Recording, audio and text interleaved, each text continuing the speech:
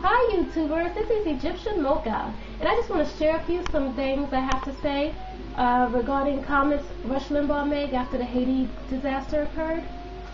Limbaugh said that Obama was able to win the election because he is light-skinned and lacks a Negro dialect. First off, I haven't seen anything about the president that was not black, okay? And when you're talking about the presidency here, you know, you're not going to go up there and say, if this is what he's talking about, you want to go up there and say, yo, American people, no more. And I wouldn't say that either, okay, any more than I would say, you know, like, I mean, you know, like, okay, this is the presidency we're talking about here, okay? What one chooses to do, okay, what one chooses, okay, often has to do with what he aspires to be, okay, it just makes sense. And there are different dialects in all races. Some classes in sociology would expose Limbaugh to that information. It's just that you don't get to see it that often. You have even white people with different dialects and little back hills and stuff like that. I've seen it. People choose whatever class of people they feel most comfortable with. And if what Rush Limbaugh said is true, right or wrong, electing Obama has shown how much we have grown regarding race issues.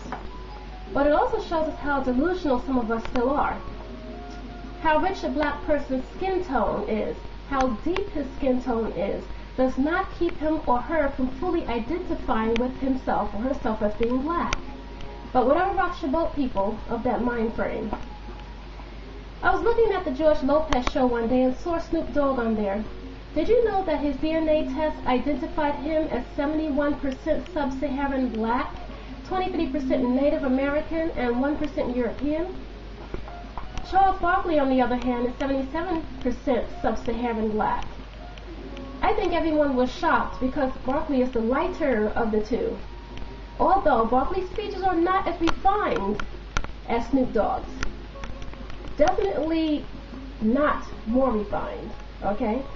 Snoop Dogg's native ancestors may or may not have been dark complexion. May or may not have had a dark complexion.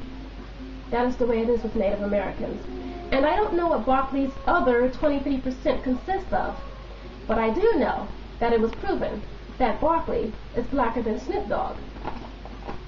One of the sites I pulled up had this ridiculous phrase, Snoop Dogg wasn't as black as he thought he was. I bet Snoop Dogg had knowledge of his ancestry. A lot of us do. Even some knowledge of our ancestry. And just like many of us do, okay, I'm sure he didn't care about the percentages. 10% made him black. He looks generally black.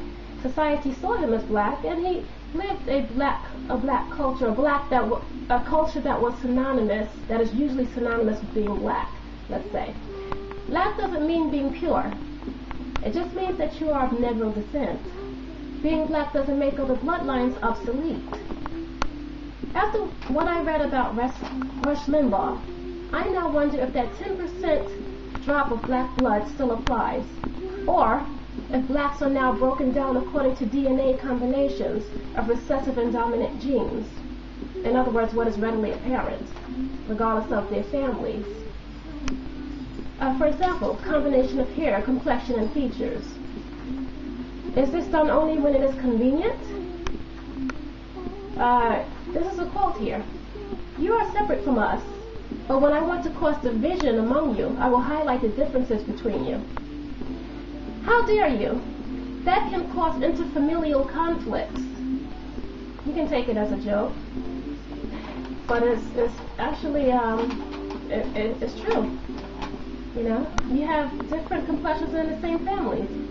That just goes to show you, those who don't know who they are, for those of you who don't know who you are, the Rush Limbaughs do, okay? And without a doubt, I will define it for you. I've always told my children never to talk about your ancestry unless asked. Otherwise, to some blacks, it seems like you are boasting and think you are better than they are. Self-esteem check is needed on both sides for you to even offer that information without being asked, and for those who are listening to it who get upset about it. And then there are the whites. They think you're trying to make yourself look better in their eyes, and you want acceptance and validation when you talk about everything else that you're not. I mean, that you are, besides black. You know? See the difference? If you're proud that you're black, if you're proud of that, you don't need to throw everything else into the mix to prove a point. Okay? I can understand where my black brothers and sisters are coming from. You know, when it comes to bringing up other ancestry lines.